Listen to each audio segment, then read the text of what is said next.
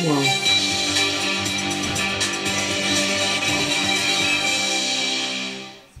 Bonsoir et bienvenue dans votre édition locale de France 3 Metz. Ce soir, nous serons une nouvelle fois dans les coulisses du Moselle Open. Nous vous parlerons également des bars à sourire qui fleurissent un peu partout dans les grandes villes. Mais d'abord, retour sur le climat de tension qui règne à Amnéville. La guerre semble déclarée entre les successeurs potentiels de Jean Kieffer.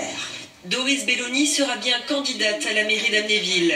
L'ancienne première adjointe de Jean Kieffer, actuellement maire par intérim depuis le décès de l'élu emblématique de la ville, a décidé de constituer sa propre liste. En 2008, le docteur m'a nommée première adjointe et il m'a accordé toute sa confiance. Et du fait qu'il m'ait accordé sa confiance en 2008, je me sens, moi, responsable pour continuer son œuvre et pour perpétuer sa mémoire. Doris Belloni marque ainsi sa rupture avec d'autres membres de l'équipe municipale. Parmi eux, Jean-Marie Zimoche, à qui elle vient de retirer la délégation aux finances.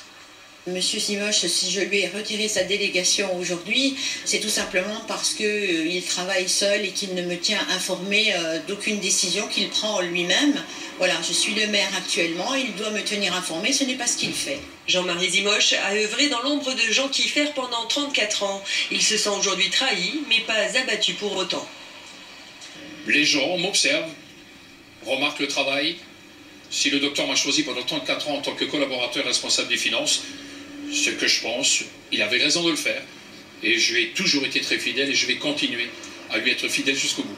Jean-Marie Zimoche n'est pas officiellement candidat, mais il pourrait décider de rejoindre la liste de Laurent Frenzel, le président du club de football d'Amnéville. Tous les prétendants à la succession de Jean Kieffer ont jusqu'au 29 septembre pour se faire connaître.